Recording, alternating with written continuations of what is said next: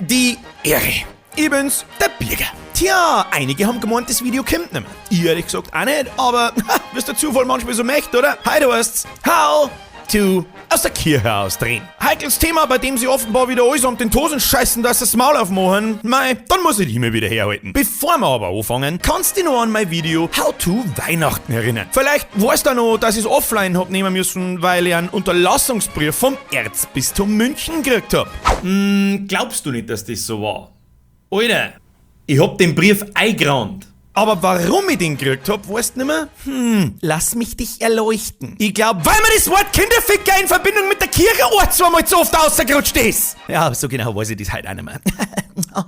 Vor ein paar Tagen bin ich dann aufgewacht und sag das. Es geht um Missbrauchsfälle im Erzbistum München und Freising. Nicht nur ein paar Fälle, sondern massenhafter Missbrauch. Mindestens 497 Opfer, 235 mutmaßliche Täter. Und ich so...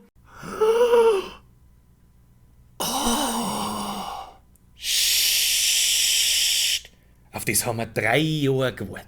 Am besten Zeitpunkt für das Thema werden wir also nicht mehr finden. Das machen wir jetzt kurz und schmerzlos. Phase 1. Vorbereitung. Packt ein Perso und ein 50er Bargeld. Von Gemeinde zu Gemeinde ist unterschiedlich. Irgendwas zwischen 20 und 40 Euro Bearbeitungsgebühr voll noch. Phase 2. Vorbeikommen. Gehst ins Rathaus, ins Einwohnermeldeamt. Da brauchst du keinen Termin oder sonst was. Da klopfst du rund bis rein und sagst, habe die Ehre. Phase 3.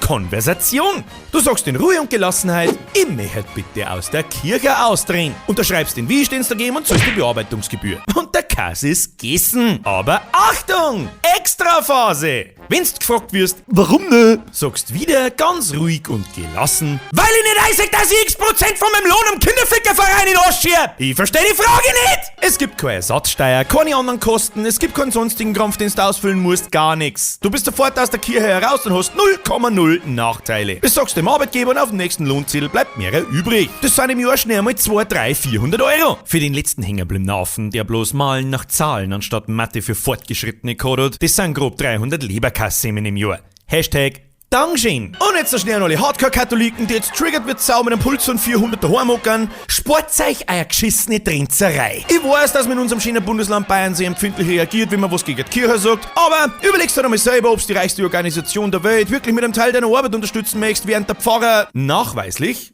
ich wiederhole, nachweislich, irgendeinem Ministranten seinen Schwanz ins Maul schiebt. Und wenn wir schon dabei sind, fragst du dich gleich noch hinten nach, wann du das letzte Mal in der Kirche warst, du Schmatzer. Weihnachten Zeit nicht. Hab es mir doch denkt. So, let the shitstorm begin, würde ich sagen. Liken, teilen, Abo und den ganzen Kram, den sparen wir uns heute, weil ich bis daher kommt, dass der zurückbleibende Mistgabe am Fackelmob an der Tierleite in 3, 2, ich schleich mich lieber und schraub meine Klingel runter. Bis zum nächsten Mal. Habe die